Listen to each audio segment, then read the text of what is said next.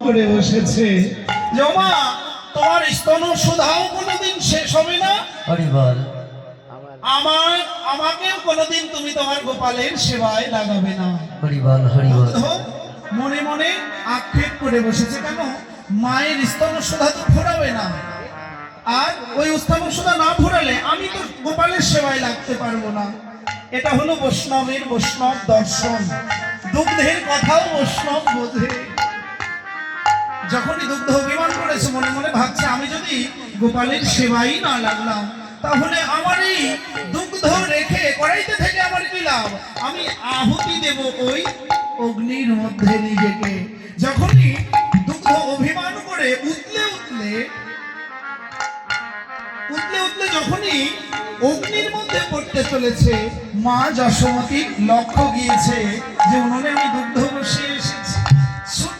যখন দেখলেন যে দুগ্ধ পড়ে যাবে ভাব, গোপালকে কোল থেকে নামিয়ে এমন ভাবে নামিয়েছে। আচ্ছা, একটা ভয়ঙ্কর ঘটনা ঘটলে আমরা হাতের জিনিস যেভাবে নামাই, মা আমার কি করেছে ওইভাবে গোপালকে নামিয়ে ছুটছে দুগ্ধ ঠেকাতে। গোপাল অভিমান করে বসেছে, মা আমার থেকে কি তোমার দুগ্ধই বড় হয়ে গেল? বৈষ্ণব কবি বললেন, মা তোমার কাছে গোপাল বড় না দুগ্ধ বড়? কি বাবা, মায়ের কাছে সন্তান বড় নাকি ওই দুগ্ধ বড়? সন্তান বড়। কিন্তু এখানে মা যশোমতী দেখালেন, না রে গোপাল, তোর থেকে ওই দুগ্ধটাই বড়। কেন জানিস? ওই দুগ্ধ থেকে ক্ষীর নবনী ছানা প্রস্তুত করে ওটা তো তোর সেবাই লাগাবো। কেননা ভগবান হইতে ভগবানের সেবা অনেক অনেক বেশি বড়। বড় না? বৈষ্ণবরা একটু ভগবানকে চায় বাবা। কি দাদু, এই জগতে যারা সাধু হয়েছে ওরা কি ভগবানকে চায়? ভগবানকে চায় না। বলে ভগবান তোমার দেখা পাই বা না পাই, আমি যেন তোমার সেবা থেকে বঞ্চিত না হই। বৈষ্ণব কবি দৃষ্টান্ত দিলেন, যেখানে গোপালের থেকে গোপালের সেবা দ্রব্য অনেক অনেক গুণে বড়।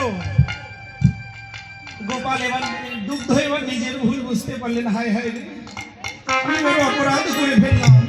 কত সুন্দর বাৎসল্য লীলা হচ্ছিল ভক্ত ভগবানের মধ্যে, আমি অভিমান করে যে ওই লীলা রস থেকে বঞ্চিত হলাম। বৈষ্ণবের যা স্বভাব, বৈষ্ণব অভিমান করলে রাগ করলেও পরক্ষণে তার রাগ পড়ে যায়, কিন্তু আমার মতো পামরের রাগ কোনোদিনও করবে না। আমি নিজেকে বড় মনে করি, কিন্তু মা দুগ্ধের মনের ব্যথা বুঝতে পারলেন। দুগ্ধের মনের ব্যথা বুঝতে পেরে দুগ্ধ মন্থন করে ক্ষীর নবনী ছানা প্রস্তুত করে গোপালের বদলে তুলে দিচ্ছে। কেমন করে?